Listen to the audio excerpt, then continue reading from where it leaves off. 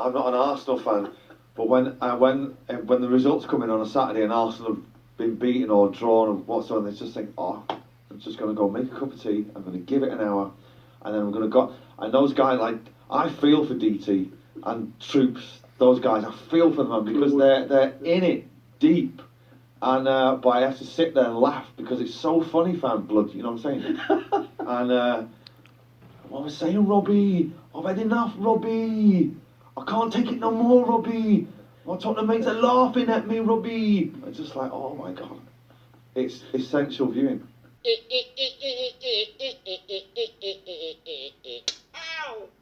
In 2018, the BBC extended its highlights deal, which allowed the broadcaster to continue making Premier League football content for 3 more years. The extension cost the BBC £211.5 million, which is £70.5 million a year. It has allowed them to keep their flagship show, Match of the Day, and its Sunday night version, Match of the Day. The BBC also got to keep Football Focus, which has almost no viewers, and the Premier League show, which has now been cancelled, as that had literally no viewers. Thank you for that reminder. So, the BBC spaff 450,000 licence fees a year to watch highlights of 220 men kicking 10 pigskins, while 20 old geezers pull their hair out as 30 pitchside officials make decisions that get overruled by 30 different officials who sit in a shed near Heathrow Airport. The Premier League is worth over £9 billion, as the UK pulls in £5 billion and foreign rights grab a further £4.2 billion, and that begs one simple question. Why is nobody making any decent additional content for an industry sector that big and that valuable?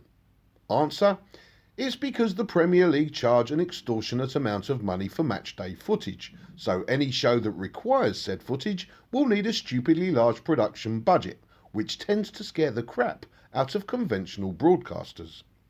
It's a hole that the Premier League has dug for itself, and much like Bricktop's pocket, it's a hole that they can never get out of, as the instant they allow a small production company to make content for pennies, the broadcasters that currently pay through the nose will demand rebates and refunds. Thank you, Gary. So, to summarise, in the UK, B-Sky B, BT Sports, the BBC and Arthur Scargill collectively spend over £1.6 billion a year on the Premier League. £1.6 billion is big business, so the hair is slick, the shaves are clean, the suits are shiny, and the corporate image is squeaky clean, which is a million miles away from an uncouth, hard-working, hairy-Larry scrote who drinks beer, smokes fags, scratches his arse, and forks out £50 a month for his sports channels. This means there are 2 types of people out there: those who entertain and those in need of entertainment. If you are the entertainer, you'll earn a 6-figure salary and do lunch at the Ivy, Nobu or Wolseley. If, on the other hand, you are in desperate need of being entertained, well, the closest you're going to get to al fresco is a kebab as you stumble home from the pub. On your own, £50 a month is nothing.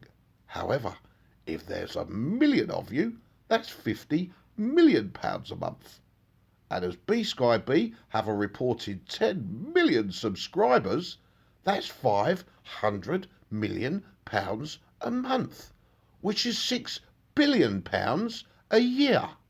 So remember, whereas the Premier League pulls in £1.6 billion a year, all of that money comes from millions of little football addicts just like you, who feed their habits on a monthly basis, one subscription at a time.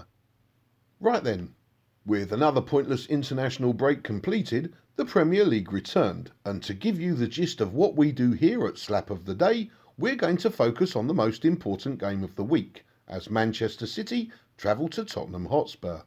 If City can grind out a win, they'll be 2 points behind the mighty Spurs. However, if Spurs can stay on form and collect all 3 points, they'll go top of the league until Leicester play Liverpool. As you already know by now, Spurs beat City 2-0 and scooped the top spot. Normally, we'd go over to Pork Pie for his post-match interviews with the players and managers. However, Jose is a big shot and I'm top dog on this show, so I'm dealing with the special one myself. Good evening, Jose. Well, good evening, Gary. Where is Pork Pie? Don't worry about him, Jose. You're here with me. But I don't want to be here with you. You are disrespectful to me. I've done no such thing. 1 year ago, Poch was sacked. You went to Twitter and said good luck with finding a better replacement. It is not going to happen. Ah, yes. Thing is, though... The thing is nothing, Gary. After 12 games with Poch, Spurs were in 14th position. After 12 games with me, they are top of league for 1 month. Yes, they are top because I am special. Indeed. While you are challenging Paul Merson for worst psychic pundit ever. Right then, over to you, Pork Pie.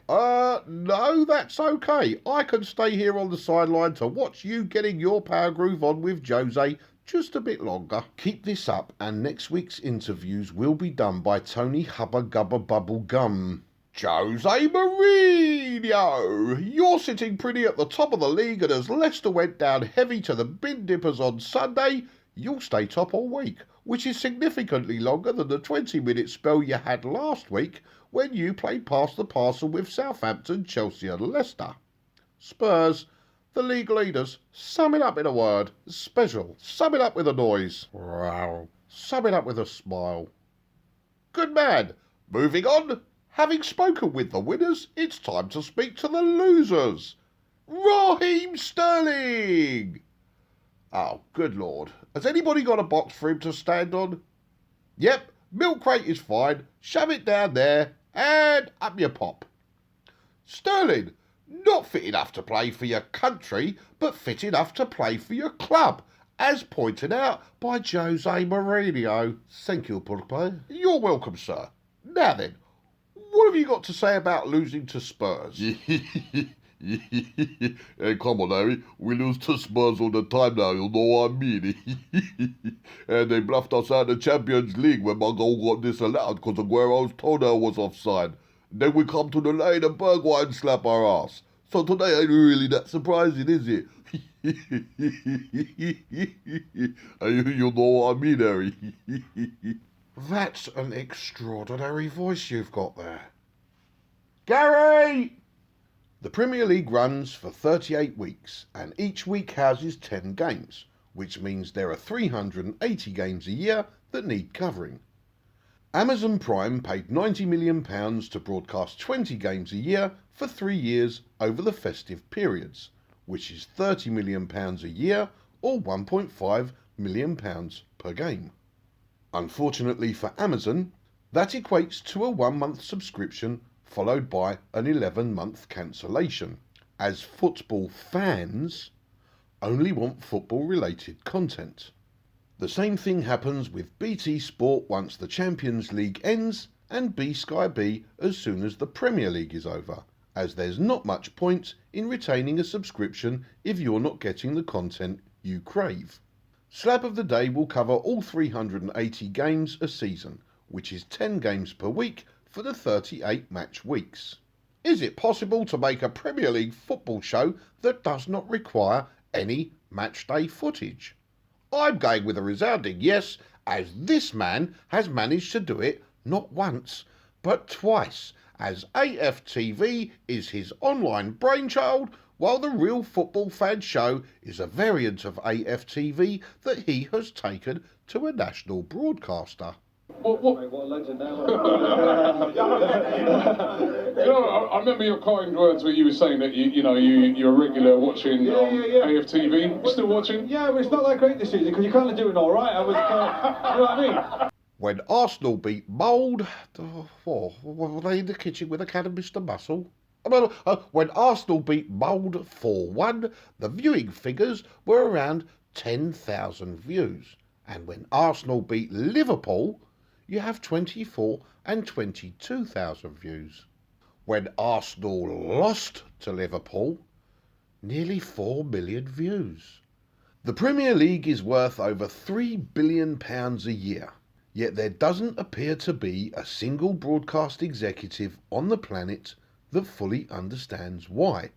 And this is how Robbie Lyle was not only able to identify and exploit a gap in the market, but his actions have directly led to copycat productions at Spurs, West Ham, Liverpool, Manchester United, Newcastle United, Chelsea, Brighton, Everton, Fulham, Leeds United, Leicester City, Manchester City, Crystal Palace, Sheffield United, Southampton, Aston Villa, West Bromwich Albion, Wolverhampton Wanderers and Burnley in the Premier League. Norwich, Brentford, Swansea, Bournemouth, Watford, Reading, Stoke, Barnsley, Middlesbrough, Bristol City, Preston North End, Huddersfield, Luton Town, Blackburn, Cardiff City the first and Cardiff City the second, Millwall, Coventry, Birmingham, Queen's Park Rangers the first and Queen's Park Rangers the second, Derby County, Nottingham Forest, Sheffield Wednesday the first, Sheffield Wednesday the second and Sheffield Wednesday the third, Rotherham and Wycombe Wanderers in the Championship League. Lincoln City, Portsmouth, Hull City, Doncaster Rovers, Peterborough United, Charlton Athletic, Ipswich Town, Accrington Stanley, Crewe Alexander, Fleetwood Town, Sunderland, Blackpool, Gillingham, MK Dons, Oxford United, Shrewsbury Town, Plymouth Argyle, AFC Wimbledon, Northampton Town, Rochdale, Bristol Rovers, Wigan Athletic, Swindon Town and Burton Albion in League Division 1. Newport County, Forest Green, Carlisle, Cheltenham, Morecambe, Salford City, Exeter City, Cambridge United, Crawley Town, Leyton Orient, Walsall, Colchester, Tranmere Rovers, Oldham Athletic, Bolton Wanderers, Port Vale, Harrogate Town, Bradford City, Scunthorpe United, Barrow, Mansfield Town, Grimsby Town, Stevenage and Southend United in League Division 2. I mean, even non-league clubs like Wrexham and Torquay United are getting in on the act. Congratulations, Robbie Lyle. Full credit where credit is due. And I will now retract my gap in the market statement as Robbie uncovered an entire market void, as 20 Premier League clubs, 72 lower league clubs and 19 non-league clubs cannot all be wrong. Take the formula of one team getting ripped on and multiply it by 20. Slap of the day, full league schadenfreude. All I know is that there are millions of football fans in the UK. They are all being underrepresented for content, and despite the fact that one man has conclusively proved that you do not need match day footage to make Premier League content, for some reason broadcasters still don't get it. Come on, man. Don't you get it? Please, just get it, man. I'm not an Arsenal fan, but when the results come in on a Saturday and Arsenal have been beaten or drawn or whatsoever, they just think, oh, I'm just going to go make a cup of tea, I'm going to give it an hour, and then I'm going to go. And those guys, like, I feel for DT and Troops, those guys, I feel for them because they're in it deep. And but I have to sit there and laugh because it's so funny, fan blood, you know what I'm saying? And what was I saying, Robbie? I've had enough, Robbie. I can't take it no more, Robbie. My Tottenham mates are laughing at me, Robbie. It's just like, oh my God. It's essential viewing.